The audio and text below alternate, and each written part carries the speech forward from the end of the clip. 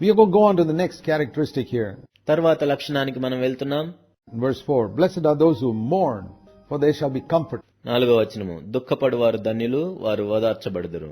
And the word comfort means strengthened. ఇక్కడ ఓదార్చబడటం అంటే బలపరచబడటం.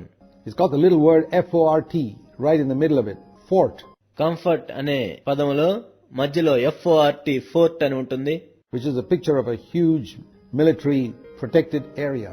ఇది దేనికి సాదృశ్యంగా ఉందంటే సైన్యం చేత కాపాడబడుచున్న పెద్ద ప్రదేశం వలె ఉంది. A fort. ఒక కోట. Strengthened. బలపరచబడటం. Blessed are those who mourn, for they shall be comforted. దుఃఖపడువారు ధన్యులు, వారు ఓదార్చబడుదురు. Now people in the world mourn for all types of things. ఈ లోకంలో ఉన్న ప్రజలు మనం చూసినట్లయితే అన్నిటికీ దుఃఖపడుతుంటారు, ఏడుస్తుంటారు. Most people mourn because of some personal loss. అనేక మంది ఎందుకు దుఃఖపడతారంటే వాళ్ళు వ్యక్తిగతంగా ఏదైనా కోల్పోయినప్పుడు. Either they lost money or they lost a loved one. వాళ్ళు డబ్బును కోల్పోయినందుకో, లేక వాళ్ళు ప్రేమించే ఒక వ్యక్తిని కోల్పోయినందుకో, Or they lost their reputation. లేక వాళ్ళ ఘనతను కోల్పోయినందుకో, Or they lost something of this earth. లేక ఈ భూ సంబంధమైనది ఏదో కోల్పోయినందుకో, Or their dignity or their position. వాళ్ళ స్థానాన్ని, హోదాను కోల్పోయినందుకో, Or their job or లేక వాళ్ళ ఉద్యోగాన్ని కోల్పోయినందుకో, something. ఏదో ఒక దాన్ని బట్టి. But here it is not speaking about such mourning. అలాంటి వాటి కోసం దుఃఖపడటం గురించి ఇక్కడ చెప్పబడలేదు. It's not mourning because somebody hurt me. నన్నెవరో గాయపరిచారని దుఃఖపడటం కాదు. It's not weeping for my own sorrows. నా సొంత బాధల గురించి దుఃఖించటం కాదు. Jesus never wept for his own sorrows. యేసుక్రీస్తు ప్రభు తన సొంత బాధల గురించి ఎప్పుడూ దుఃఖించలేదు. But he did weep for others. కానీ వేరే వారి గురించి ఆయన కన్నీరు కార్చారు. We read that he wept over Jerusalem. ఆయన యెరూషలేమును బట్టి కన్నీరు కార్చినట్లుగా మనం చూస్తాం. He wept at the tomb of Lazarus. లాజరు సమాధి యొద్ద ఆయన కన్నీళ్లు కార్చినట్లుగా మనం చూస్తాం. But never once did he weep for the way people treated him, whether they called him the devil or ప్రజలు ఆయనకు చేసిన దాన్ని బట్టి, దయ్యమని పిలిచిన దాన్ని బట్టి, మరి దేన్ని బట్టి కూడా ఆయన ఎప్పుడు దుఃఖించలేదు, కన్నీరు కార్చలేదు. spat on him. ఆయన మీద ఉమ్మి వేశారు. He never wept for himself. కాబట్టి తన గురించి ఎప్పుడు తాను కన్నీరు కార్చలేదు. Not only that, అంత మాత్రమే కాదు, as he was taking up the cross and stumbling on the road to the cross, ఆయన తన సిలువనెత్తుకొని నడుస్తూ ఉన్నప్పుడు మార్గమధ్యంలో క్రింద పడిపోయారు. we read here that in Luke 23, లూకా 23వ అధ్యాయంలో దాన్ని మనం చదువుతాం. great multitude of people, verse 27, అనేక మంది జనాలు అక్కడ ఉన్నారు. Luke 23:27, లూకా 23వ అధ్యాయం 27వ వచనం. were following him as he was carrying the cross. ఆయన సిలువను మోస్తూ ఉన్నప్పుడు ఆయన వెంబడిస్తూ ఉన్నారు. And some women were mourning కొంతమంది స్త్రీలు ఏడుస్తూ ఉన్నారు. and loudly crying ఎంతో బిగ్గరగా ఏడుస్తూ ఉన్నారు. when they saw him whipped and beaten, ఆయన్ను కొరడాలతో కొట్టినప్పుడు, the blood flowing down his back, ఆయన వీపు మీద రక్తం కారుతూ ఉండటం వాళ్ళు చూసి, carrying this heavy cross, ఎంతో బరువైన సిలువను ఆయన మోస్తూ ఉన్నప్పుడు stumbling, క్రింద పడిపోతూ ఉన్నారు. the crown of thorns upon his head. ఆయన తల మీద ముళ్ళ కిరీటం పెట్టబడి ఉంది. Do you know what Jesus turned around and said to them? యేసుక్రీస్తు ప్రభు వారి వైపు చూసి ఏం చెప్పాడో తెలుసా మీకు? Luke 23:28. లూకా 23వ అధ్యాయం 28వ వచనం. Daughters of Jerusalem, stop weeping for me. యెరూషలేము కుమార్తెలారా, నా గురించి ఏడవవద్దు. I'm okay. నేను బాగానే ఉన్నాను. Yeah, my back is torn. నా వీపు దున్నబడింది. The crown of thorns on my head. నా తల మీద ముళ్ళ కిరీటం పెట్టారు. I'm carrying a heavy cross. నేను ఎంతో బరువైన సిలువను మోస్తూ ఉన్నాను.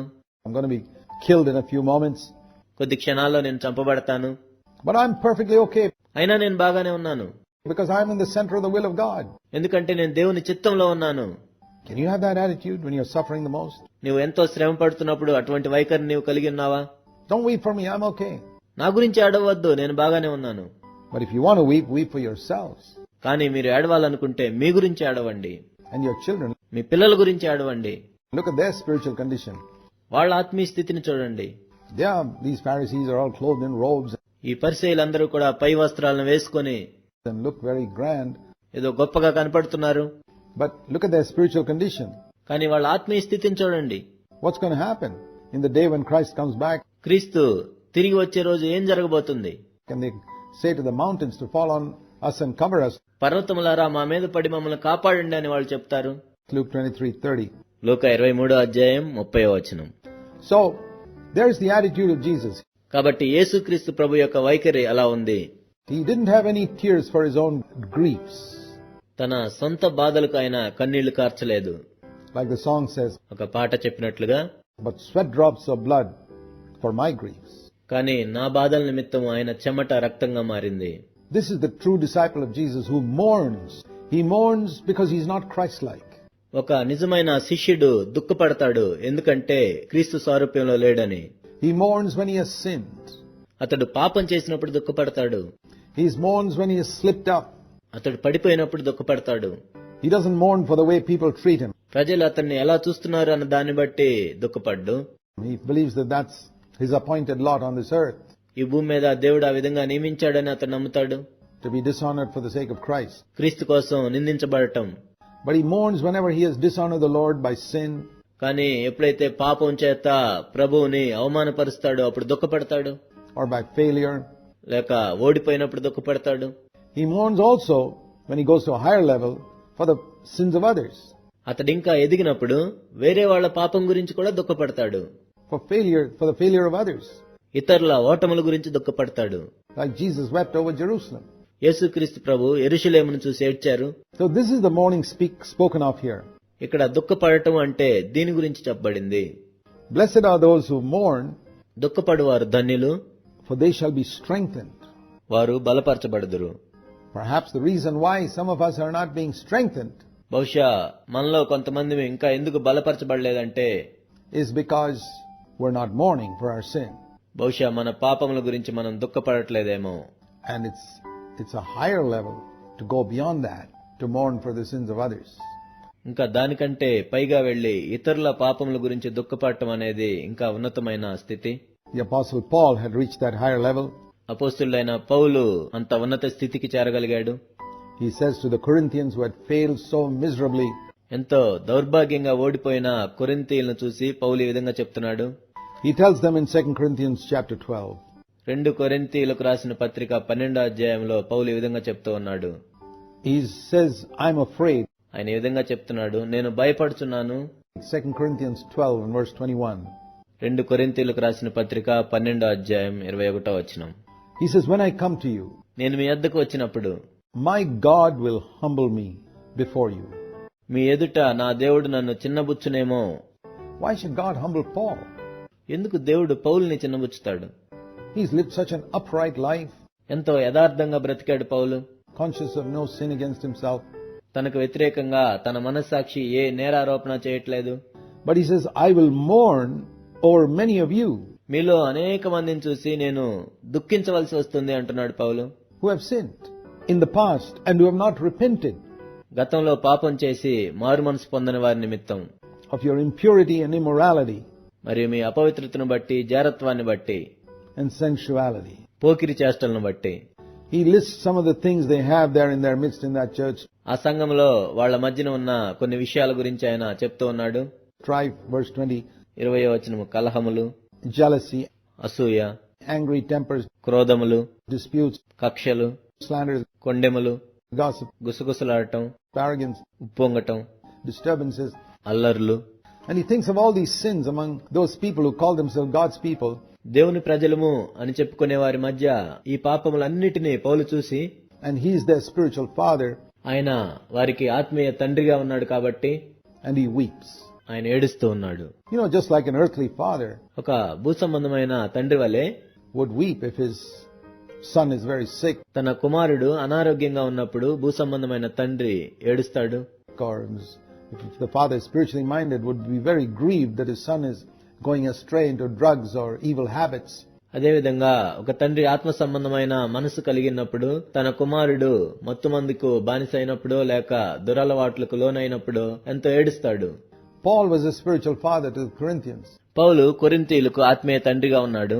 And every true Christian shepherd or pastor should be a spiritual father to his flock.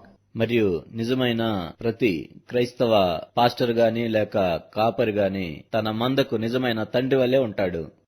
And one mark of the fact that he's a father is that he won't just criticize the flock. తన తండ్రి అని చెప్పడానికి ఒక గుర్తు ఏంటంటే తన మందను అతడు విమర్శించడు. He will weep over them, వారి గురించి ఏడుస్తాడు. like Paul wept over the Corinthians. కొరింథీయుల గురించి పౌలు ఏడ్చినట్లుగా. Only such a man is fit to be a spiritual leader. కేవలం అటువంటి వ్యక్తి మాత్రమే ఒక ఆత్మీయ నాయకుడిగా ఉండటానికి అర్హుడు. There's a verse in Isaiah in chapter 49. యెషయా గ్రంథం 49వ అధ్యాయంలో ఒక వచనం ఉంది. Isaiah 49 is a great chapter on spiritual leadership.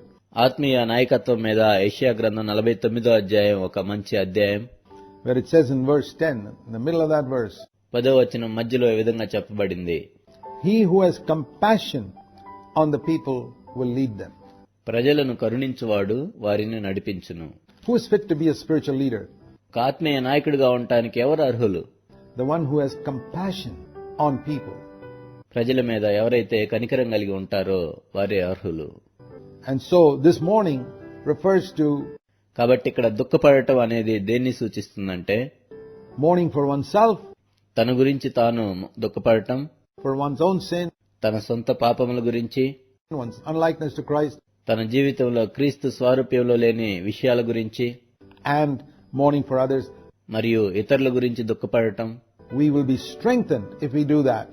మనం ఆ విధంగా చేసినట్లయితే మనం బలపరచబడతాం. And we will find strength to be able to strengthen other people as well. ఆ విధంగా ఇతరులను కూడా బలపరచటానికి మనం బలమును పొందుతాం. If we go along this way. ఈ మార్గంలో వెళ్ళినట్లయితే